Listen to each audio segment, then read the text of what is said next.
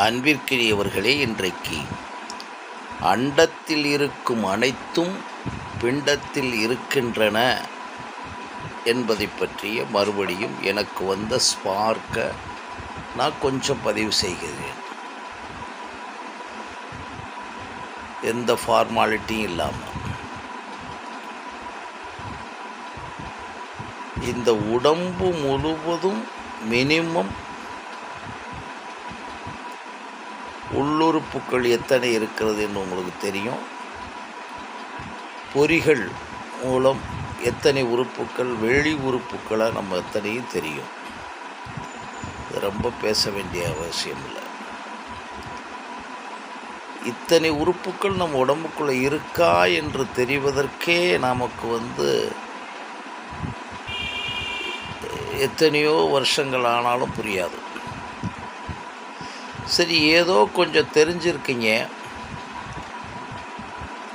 நமக்கு இதயம் இருக்கிறதுன்னு இப்போ தெரிஞ்சிட்டீங்க.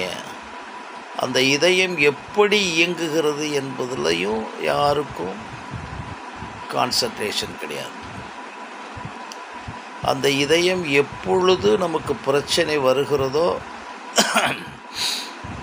அல்லது மூச்சு இழுக்கும்போது எனக்கு மூச்சு விட முடியலை அப்படின்னு வரும்போது தான் இந்த நிகழ்வெல்லாம் இந்த உடம்புக்குள்ளே ஏதோ ஒரு காம்போனன்ட் உறுப்பின் வழியாகத்தான் நடக்கிறது என்பதை கொஞ்சம் தெரிஞ்சுட்டு உடனே மருத்துவர்கிட்ட போவோம். ஆனால் இதே மாதிரி நாம் புரிஞ்சுக்கிற வேண்டியது, இந்த அண்டத்தில் இருப்பதெல்லாம் பிண்டத்தில் இருக்கிறது என்பதை நாம் புரிவதற்கு முதல்ல நாம் புரிய வேண்டியது உங்களுடைய உடம்பில் இருக்கக்கூடிய உறுப்புகளின் எண்ணிக்கை தனி, வெளி உறுப்புகளின் எண்ணிக்கை தனி, உள் உறுப்புகளின் எண்ணிக்கை தனி. ஆனால் ஒவ்வொரு உறுப்பும் தனித்தனியாக இயங்குகின்றது என்பதை புரிந்து கொள்ள வேண்டும். புரிந்திருப்பீங்க கொஞ்சம் பேர். ஒவ்வொரு மனிதனும் தனித்தனியாக இயங்குகின்றான். ஒவ்வொரு மனிதனும் அவனுடைய உள்வாங்குதலுக்கு தக்கபடியும், அவனுடைய மரபணு திறன்களுக்கு தக்கபடியும், அவருடைய சூழலுக்கு தக்கபடியும் இயங்குகிறான். ஒவ்வொரு நொடியும் நடக்கிறது. நீங்கள் நோயிங்லி ஆர் அன்னோயிங்லி நீங்கள் அப்சர்வேஷன் நடந்துக்கிட்டே இருக்கிறது என்பதை புரிஞ்சுக்கிறோம். இப்போ நான் பேசிக்கொண்டிருக்கும் போது நான் இப்பொழுது ஏதாவது சாப்பிட்டிருந்தால், நான் காற்றோட்ட சுவாச மண்டலத்திற்கு நான் சுவாசித்து கொண்டிருக்கிறேன் என்பது நடந்து கொண்டிருந்தால், இந்த உடம்பில் இருக்கக்கூடிய ஒவ்வொரு உறுப்புகளும் அதற்குரிய வேலையும் பார்த்து கொண்டிருக்கிறது என்ற ஒரு மைக்ரோவேவ் கான்சியஸ்னஸ் நமக்குள் புரிய வேண்டும். நாம் சாப்பிட்டு விட்டோமே, பசி தீர்ந்து விட்டது என்பது ஒரு பகுதி. ஆனால் சாப்பிட்ட பிறகு அருந்திய உணவாகட்டும் எல்லாமே உள்ளே போய் it will have its own self circuit of transition in the whole body or some parts of the body or through the one part towards other parts. இப்போ நீங்கள் இதை கொஞ்சம் ஈஸியாக புரிஞ்சுக்கலாம். நீங்கள் நியூரானிக்கல் நெட்வொர்க் என்று யூடியூப்பில் போட்டு பார்த்தீங்கன்னா, அல்லது நியூரோ டிரான்ஸ்மிட்டர் என்று நீங்கள் போட்டு பார்த்தீங்கன்னா, உங்கள் கண்ணின் வழியாக, காதின் வழியாக அல்லது பொறிகளின் வழியாக உள்ளே வாங்கக்கூடிய, பார்க்கக்கூடிய, கேட்கக்கூடிய, பேசக்கூடிய, கலந்தாய்வு செய்யக்கூடிய அல்லது நினைவுபடுத்தக்கூடிய அத்தனை விஷயங்களும், ஏன்னா வாயில் மட்டும்தான் நீங்கள் உணவு போக்குவரத்து, ஆனால் கண்ணின் வழியாகவும் காதில் வழியாகவும் பார்ப்பது, கேட்பது, அது பார்ப்பதிலே நிறையா இருக்குது, கேட்பதிலே நிறையா இருக்குது. கவனித்தல், அதாவது பார்ப்பது மாதிரி பார்த்தல், பார்ப்பது மாதிரியே பார்த்தல், ஒழுங்காக பார்த்தல், உண்மையாக பார்த்தல் என்பது ஒரு பகுதி மாதிரி. கேட்டல் மாதிரி கேட்டல், கேட்டல் மாதிரியே கேட்டல், ஒழுங்காக கேட்டல், ஒழுங்காக உண்மையாகவும் கேட்டல் என்று இருக்கிறது. இதெல்லாம் எப்படின்னா நம்மளுடைய ஈடுபாட்டுக்கு தக்கபடி தான் இந்த பார்ப்பது மாதிரி, பார்ப்பது மாதிரியெல்லாம் வரும். இவ்வளவு நீங்கள் ரிசீவ் பண்ணிக்கிட்டே இருக்கீங்கல்ல, இது பூரா அண்டம், தட் இஸ் யூனிவர்ஸ். நமக்கு முன்னால் இருக்க அத்தனையுமே யூனிவர்ஸ் தான். நம்ம பொண்ணை பார்க்குறோம், ஒரு காட்சி வழியாக பார்க்குறோம்னா அந்த காட்சி முன்னால் இருக்குது. அதே மாதிரி கேட்குறோம்னா வெளியே இருந்து வரக்கூடிய ஒலி.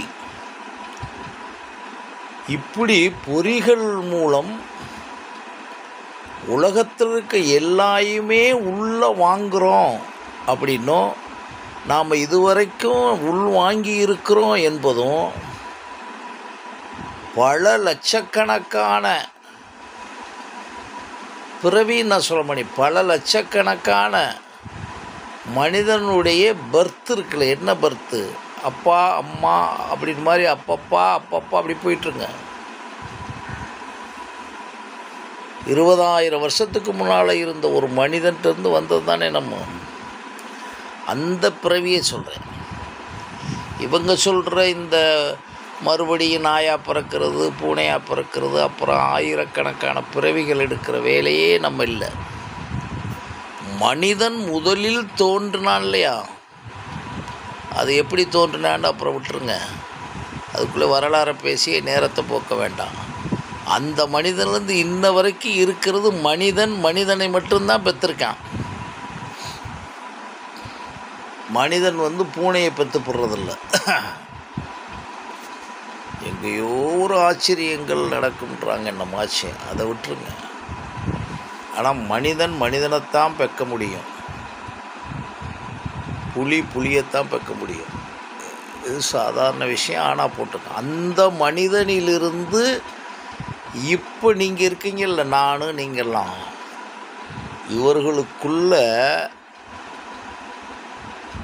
அதாவது இன்னும் சொல்லப்போனால் முதல் மனிதனிலிருந்து, ஆதி மனிதனிலிருந்து இதுவரை எத்தனை கோடி, இன்றைக்கி 700 கோடி 800 கோடின்னு சொல்கிறோம், 800 கோடி 900 கோடி வச்சுக்கங்க மக்கள்.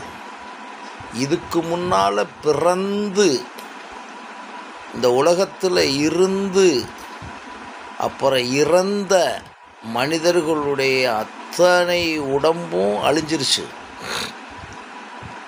ஆனால் அவர்கள் விட்டு சென்ற, எது விட்டு சென்ற, அவர்களுடைய அறிவும் ஆற்றலும் விட்டு சென்ற அந்த மரபணு திறன்கள், அவர்களுடைய ஆற்றல்கள்னால் தெரிஞ்சுக்கோங்க. இப்போ நீங்கள் முதல்ல லேண்ட்லைன் வச்சுருந்தீங்க, இன்றைக்கி நம்ம ஆண்ட்ராய்டு வந்துட்டோம், எத்தனையோ வகையான ஜி 5G 8Gலாம் போயிட்டோம். இதெல்லாம் அந்த லேண்ட்லைன் கண்டுபிடிச்ச ஒருத்தருடைய ஆற்றலிருந்து பெற்று பரிணாமந்தான். இதை நம்ம என்ன சொல்கிறோம், நம்ம சொல்கிறத காட்டிலும் நம்மளுடைய பூமியினுடைய ரகசியங்களில் ஒன்றான அண்டத்தில் இருக்கும் அனைத்தும் பிண்டத்தில் இருக்கிறது உண்மையா என்றால், என்னை பொறுத்தளவு சின்ன அனுபவத்தில் சொல்கிறேன், இருக்குது. நான் எடுத்து முடிச்சிடலன்னு அந்த வேலை தான் பார்த்துக்கிட்டு இருக்கேன். அப்போ தான் எனக்கு வருது, அந்த தொட்டனை தூறும் மணற்கேணி மாந்தருக்கு கற்றனை தூறும் அறிவும், கற்க கசடர கற்பவை கற்றபின் அப்படின்ற அறிவும் உண்மை. அதை எப்படி தோண்டி எடுப்பது, உடம்புக்குள்ளே இருக்குது, அதை எப்படி தோண்டி எடுப்பது. இப்போ உடம்புக்குள்ளே ஹார்ட்டில் ஏதாச்சும் ஒரு பிரச்சனை வந்துருச்சு, பிளாக் ஆயிடுச்சுன்னா உடனே இன்றைக்கி மைக்ராஸ்கோப்பி மூலம், லேசர் மூலம் என்னென்னமோ பண்ணி அப்படியே உங்களுக்கு போட்டு காமிச்சிருவாங்க, எக்ஸ்ரே மூலம் காமிச்சு. அதே மாதிரி இந்த உலகத்தில் இருக்கக்கூடிய முதல் மனிதனிலிருந்து இன்னைக்கு வரைக்கும் இருந்து வந்த, அதான் சொல்கிறோம்னா எல்லாம் அழிஞ்சிருதுங்க, பாடி அழிஞ்சிருதுல. இப்போ சாதாரணம் நம்ம சொல்லுவோம், சார் இவங்க தாத்தா மாதிரியே இவர் பேசுகிறார் சார், தாத்தாவுடைய முகம் சார், தாத்தாவுடைய ஹேர் சார், தாத்தாவுடைய நடை சார்ன்ற மாதிரி தாத்தாவுடைய அறிவு பூரா இவருக்குள்ள வந்துச்சுன்னா அதுக்கு ரொம்ப ஈஸியான விஷயம். மரபணு திறனில் தானே வந்திருக்கணும், ஜீன்ஸில் தானே வந்திருக்கணும், வேற என்ன. அந்த ஜீன்ஸில் எப்படி வந்துச்சோ அதே மாதிரி உலகத்தில் இருக்கக்கூடிய அத்தனை உயிரினங்களும் செடி மரம் எல்லாம், சிறு உயிரினம் பெரு உயிரினம் பஞ்சபூதங்கள் பூமியில் இத்தனையுமே ஒரு மனிதன் உணர முடியும்.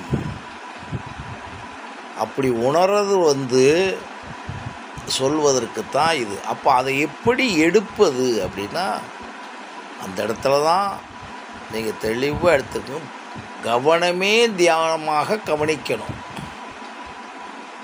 அதை தவிர நீங்கள் உள்வாங்கிக்கிட்டு இருக்க ஒன்றுக்குள்ளேயும் நீங்கள் மிஸ் பண்ணிட முடியாது. ஏன்னா நீங்கள் உள்வாங்குகின்ற ஒவ்வொன்றும் எது, அது அன்னமாக இருக்கட்டும் அல்லது எண்ணமாக இருக்கட்டும். எண்ணம் என்பது என்ன? ஒன்றை பார்க்கிறீர்கள், முதல் தோன்றியிருக்கும்ல, முதல் நீங்கள் ரொம்ப ஈஸியாக புரிஞ்சுக்கிறதுனா 2 விஷயத்தை இந்த இடத்துல புரிஞ்சுக்கலாம். முதல் தோன்றியது நான் சொல்கிறேன்னா 2 விஷயத்தை இதை புரிக்கலாம். ஒன்று ஃபிசிக்கல் லெவல்லையும் புரிஞ்சுக்கலாம், மெட்டாஃபிசிக்கல் லெவல்லையும் புரிஞ்சுக்கலாம். அதாவது உங்களுடைய புலன்களோடு பொறிகளோடு அறிகிற ஒன்று, பொறிகளோடையும் புலன்களையும் கடந்த ஒரு மெய்ப்பொருள் ஒன்று. அது நிறையா நீங்கள் படிச்சிருப்பீங்க, நிறையா பார்த்துருப்பீங்க. திருவள்ளுவர் எப்படி எழுதினார்னா அதை நீங்கள் ஈஸியாக புத்தகத்தை படிக்க முடியும். அவர் எப்படி எழுதினார்னு போனீங்கன்னா மெய்யுணர்வில் தான் நீங்கள் புரிய முடியும். ஆமாம், ராஜராஜன் கட்டிய அந்த தஞ்சாவூர் உடைய அந்த பெரிய கோவிலை நீங்கள் இது கட்டுனது போனதெல்லாம் அதிசயம், பிரமிப்பு. எப்படி கட்டினான், எதனுடைய கட்டினான்னா அவருடைய மூளைக்குள் அல்லது அவருடைய மூளைக்குள் ஒருத்தருக்குள் வந்த அல்லது அந்த அரசன் சொல்லி மூளைக்குள் ஏற்பட்ட எல்லா விஷயமும் மூளைக்குள் நடந்த விஷயம் தானே. அது அங்கேருந்து வந்திருக்குல்ல, எங்கேருந்து வந்திருக்கு? மூளைக்குள்ளேருந்து தானே அது வடிவமாயிருக்கு, அது பிக்சராக இருக்குது, அது கட்டடமாக இருக்குது, அது ஜடமாக இருக்குது, எல்லாம் நடந்திருக்கு இல்லையா? அப்போ ஒன்று உறுதி தெரியுதுங்களா, அண்டத்தில் இருக்கக்கூடிய அனைத்தும்னா இருக்கின்ற அனைத்தும் நமக்கு விட்டு போன மனிதர்கள் எத்தனை கோடி போனாலும் ஒவ்வொரு மனிதனுக்குள்ளேயும் இருக்கிறது. ஆனால் சதவீதங்கள் மாறி மாறி இருக்கிறது. எல்லாரும் ஒரே மாதிரி எடுத்துப்படுவோம்னு நான் சொல்ல வரல. அதில் தான் நீங்கள் தனித்தனியான மனிதனானது ரொம்ப ஈஸியாக நீங்கள் புரிஞ்சுக்கிறது. உங்களுக்கும் மூளை இருக்கிறது, எல்லா மிருகங்களுக்கும் மூளை இருக்கிறது, இதில் எதுவும் சந்தேகம் இல்லைல்ல. எறும்புக்கு கூட மூளை இருக்கிறது, சரித்தானே? கொசுவுக்கு ஒரு மூளை இருக்குது, சரித்தானே? அவைகள் எப்படி கட்டமைக்கப்பட்டதோ, ஏன்னா இது ரொம்ப சரியாக புரிஞ்சுக்கிறோம். எப்படி கட்டமைக்கப்பட்டதோ அதன்படி தான் அது சாப்பிடும், அதன்படி தான் அது வெளியேற்றும், அதன்படி தான் அதுக்கு பாலியல் உணர்வு இருக்கும், அதன்படி தான் அது பயத்தோடு வாழும். பசி, வலி, பயம், பாசம், அது மாதிரி காமம். அதனால தான் அதுகளுக்குள்ளே எந்த லஞ்சமும் நடக்கலை, எந்த பாலியலும் வன்முறை நடக்கலை, எதுவுமே நடக்கலை. அது புரிஞ்சுக்கிறவங்க எல்லாரும். மனிதனுக்கு மட்டும்தான் நடந்துச்சு. இப்போ இந்த இடத்துல ஒரு சின்ன ஒரு ஆய்வை இன்டர்பிரட் பண்ணிக்கணும். ஏன்னா அதே மூளை தான் இருக்கிறது. மாட்டுக்கு அறுத்து பார்த்தீங்கன்னா அதே மூளை தான். இவனுக்குள்ள மட்டும்தான் ஏன் சிந்தனை என்ற ஒன்று வந்துச்சு? இதுக்கு விஞ்ஞானம்லாம் நீங்கள் சொல்ல முடியாது ஒன்றுமே. அதுக்கு நம்ம ஒரு அசம்ஷன் சொல்கிறோம். என்ன அசம்ஷன்னா அது ஒரு கதை தான். இவனும் சாப்பிட்ருக்கான், மிருகங்களும் சாப்பிடுது, எல்லாமே சாப்பிடுது. ஆனால் இவனுக்குள்ளே மட்டும் ஏன் அது என்ன முதல்ல லேசாக உணர்ச்சி பட்டிருக்கணும். அதாவது நான் சொல்கிறது காமன் பசி பலி அது எல்லாத்துக்கும் சேம். அதுகளுக்கு மிருகங்கள் செடிகள் கொடிகள் எல்லாத்துக்கும். செடிக்கே நீங்கள் தண்ணி ஊற்றணுன்றாங்கல்ல, உரம் போடணுன்றாங்கல்ல, அதை நீங்கள் பார்த்துருப்பீங்க, அப்சார்ப் பண்ணும். ரூட் சிஸ்டம்லாம் உள்ளே போனீங்கன்னா அது எப்படி கீழேருந்து எடுக்குது, ஃபோட்டோசிந்தசிஸ் மூலம் மேலேருந்து எடுக்குதெல்லாம் நிறையா இருக்குது. இந்த ரகசியம்லாம் பேசுனா அதுக்கே போக முடியும். பட் ஒரு விஷயத்தை நீங்கள் புரிஞ்சிட்டிங்கன்னா மேலும் புரிஞ்சுக்க. உங்களுக்கு மட்டும் ஏன், மனிதனுக்கு மட்டும் ஏன் ஏற்பட்டுச்சு எண்ணம், சிந்தனை, அந்த சிந்தனையே எப்படி ப்ரொமோட் ஆகி இன்றைக்கி அது விஞ்ஞானத்தினுடைய உச்சமாகவும் மெய்ஞானத்தினுடைய உச்சமாகவும் வந்துருச்சுல. 64 கலைகள் வந்தது அதில் தானே. அப்போ இதெல்லாம் எப்படி வந்தது என்று சொன்னீங்கன்னா ஒரு விஷயம் புரிஞ்சுக்கிறணும். அங்கே தான் நீங்கள் ஒன்று புரிஞ்சுக்கிட்டு இருப்பீங்க. இது அதிசயம் ஆனால் உண்மை. நம்மளோட இருக்குதுல்ல, விஞ்ஞானத்தை ஒருத்தர் கண்டுபிடிக்கிறார், நோபல் பரிசு வாங்குறாரு. எல்லாரும் வாங்கிப்பட முடியுமானலாம் சும்மா கொஸ்டினை போட்டுக்கிட்டு இருக்காதீங்க. ஆனால் எல்லோரும் மேக்சிமம் அவர்களுக்குள்ளே இருக்க ஒன்றையாச்சும் கண்டுபிடிச்சப்படலாம். ஓ, நான் எழுத்தாளனா, சிந்தனையாளனா, அல்லது ஓவியனா, அல்லது பேச்சாளனா, அல்லது நான் ஒரு கணித வல்லுநனா, அல்லது இசையமைப்பாளனா கண்டுபிடிச்சிப்படலாம்ல. இப்போ இளையராஜா கண்டுபிடிச்சதுனால வேணா தானே அது. இப்போ அவர் பண்ணிக்கிட்டு இருக்க அத்தனை வினைகளும் செயல்களும் அவரை கண்டுபிடிச்சது தானே. அப்புறம் அதுக்கு பிறகு ஊரை கண்டுபிடிக்கணும், அப்புறம் உலகத்தை கண்டுபிடிக்கணும். ஆனால் அத்தனையுமே கண்டுபிடிக்கிற சக்தியானது நமக்குள்ளே இருக்குது. அது எப்படி பதிஞ்சிருக்குன்னா, இன்றைக்கி எல்லோரும் சொல்லிட்டாங்க 10,000 கோடி நியூரான்னு சொன்னது, 15 ட்ரில்லியன் செல்கள்னு சொன்னது, இன்றைக்கி என்ன சொல்லிட்டாங்கன்னா 37 ட்ரில்லியன் செல்ஸ்கள், அதாவது பல லட்சம் கோடி செல்களால் ஆன இந்த உடம்புக்குள்ளே ஒவ்வொரு செல்லுக்குள்ளேயும் இது இருக்குது. இது எப்படி நடந்துச்சு? அப்போ ஒன்று புரியுதுங்களேலாம், நம்மளுடைய மனித விஞ்ஞானம், மனித சிந்தனை, மனித வாழ்க்கை, மனித அறிவு அத்தனையும் கடந்து ஒரு மேஜிக்கல், தீபக் சோப்ரா சொல்கிறது மேஜிக்கல் கோயின்சிடென்சியல் சிக்ரனாசிட்டி நடந்துக்கிட்டு இருக்கு இல்லையா? இதை நீங்கள் உணர்றதுக்கு 10 நிமிஷம் கூட ஆகிறதில்ல.